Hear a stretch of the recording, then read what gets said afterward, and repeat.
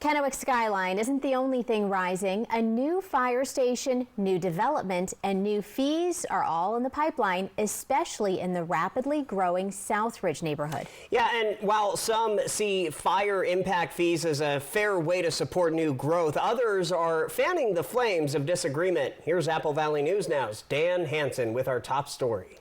If you've driven through Southridge lately, you've probably seen a lot of construction and coming soon signs. What's also coming soon is a new fire station and some hefty impact fees that developers are being asked to foot the bill for. The Kennewick City Council just approved a new fee schedule tied to fire services, part of a plan to keep emergency response times fast. As Southridge continues to boom, think 3,500 homes, nearly 2,000 apartments, and over 1 million square feet of commercial space, all expected within the next 2 decades. We are leading the way in the Tri-Cities with what we do with our city and how we do things and the quick turnaround time. And yet we are still some of the least expensive. The pushback could come later, though. The new fire impact fees, not exactly pocket change.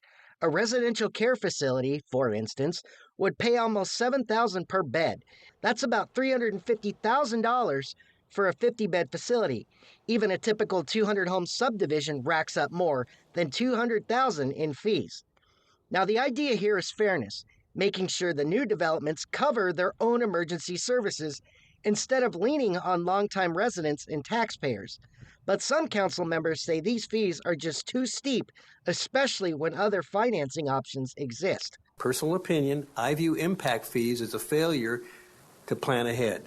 The council was split, voting 5-2 in favor of the fee system and narrowly passing the actual rates 4-3. But don't expect these numbers to stay the same forever. What we would do is we would then amend the ordinance to expand the boundary to the city as a whole and then update the resolution for a new fee schedule. The new Station 6 will cost around $15 million to build and equip, with the city using a mix of bonds, existing revenue, and yes, these new fees to pay for it. If all goes according to plan, fire crews will be answering calls right as demand is expected to hit 1,000 calls a year in this area alone. So for now, Southridge developers are on the hook. As to whether those costs trickle down to home buyers, that's still the topic of debate. Reporting in Kennewick, Dan Hansen, Apple Valley News Now. In northern Oregon, with summer right around the corner, Milton Freewater Rural Fire Department and EMS is now asking residents if they are covered with a rural fire contract. If not, they want you to call this number right here, 541-938-7146, and they want you to call as soon as possible. This is a subscription-based agreement that provides services to rural property owners. Without a contract, the cost of services can be much higher. Firefighters say the support is appreciated and needed. An update now on the ongoing monitoring of the landslide on Rattlesnake Ridge just east of Yakima. This coming from the Yakima Valley Office of Emergency Management. While there is no immediate threat to Interstate 82, nearby homes, and the Yakima River, recent observations indicate new landslide activity on the west flank of the existing slide area. Last Sunday, it was observed that a debris slide measuring 400 feet tall and 300 feet wide blocked a portion of the closed section of Thorpe Road. The larger landslide on the top of the hill has been crushing the rock into smaller pieces, which have been slowly sliding and rolling downhill to the base. Yakima County Sheriff's Office went out to investigate. They contacted my office. I went out there. And it looks like we have some slide. It came down on the Thorpe Road, which is closed, been closed since the slide started. And not a lot, but enough to cover partial across the road. No threat to I-82 or any of the homes in that area. This week, an inspection was done by county and WashDOT engineers. The initial landslide on Rattlesnake Ridge was identified in October 2017, prompting Yakima County to close Thorpe Road adjacent to the area. The Bureau of Reclamation's May 2025 total water supply available forecast for the Yakima Basin indicates the water supply will not fully meet irrigation demands this season. So here's the early estimate for the total water supply available for May through September. It shows senior water rights will receive 100% full entitlements. but junior water rights will receive 51% of their full entitlements. Officials say the May forecast is based on flows, precipitation, snowpack, and reservoir storage as of May 1st. Well, we saw a little bit of moisture over the weekend, but today, as we're starting a new week, it has been gorgeous out there. Absolutely picture perfect out there. Let's check in with Stacy Lee to see if we can continue this beautiful weather. We are continuing, and on the wet front, we're not going to see a lot of moisture in the next several days. We could see a little bit in the mountains, but speaking of mountains, there it is. Mount Adams out in all her glory today. Our Legends Casino Skycam in Toppenish, 74 degrees. Winds have been a little breezy today, but things are going to start dying down. This is what they call an omega pattern.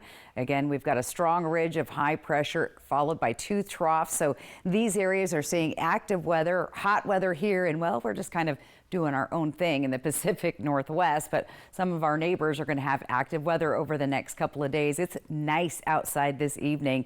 Most of us in the 70s right now. We're in the upper 60s in the foothills, but just a lovely evening.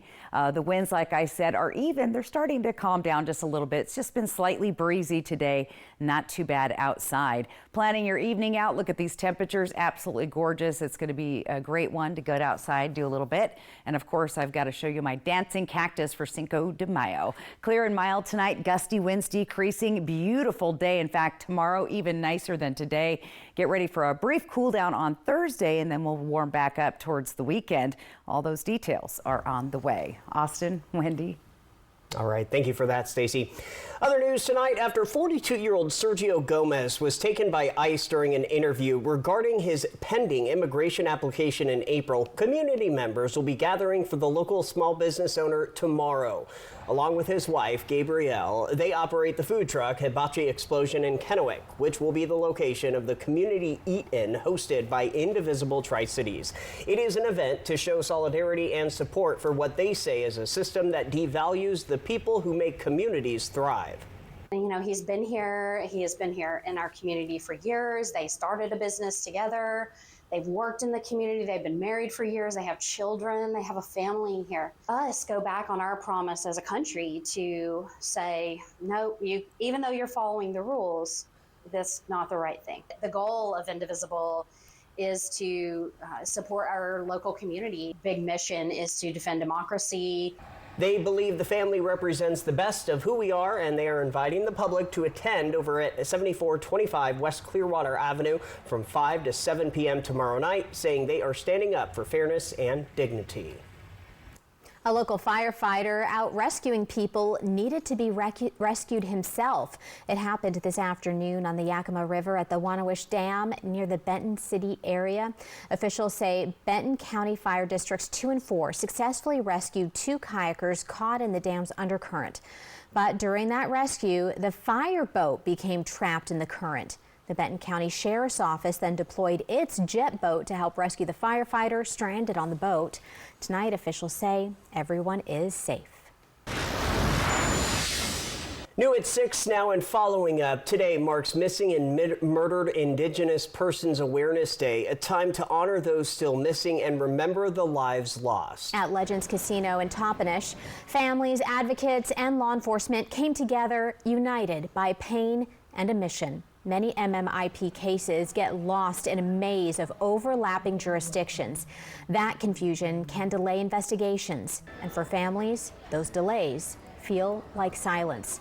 Washington Representative Dan Newhouse and New Mexico Representative Teresa Fernandez are trying to change that, introducing a bipartisan resolution to officially recognize May 5th, 2025 as a National Day of Awareness. Now, Sissy Strong Reyes, whose sister Rosinda was murdered, says seeing Representative Newhouse continue to fight for the cause means everything. Years ago, he carried her sister's photo onto the House floor. Today, he still carries the cause.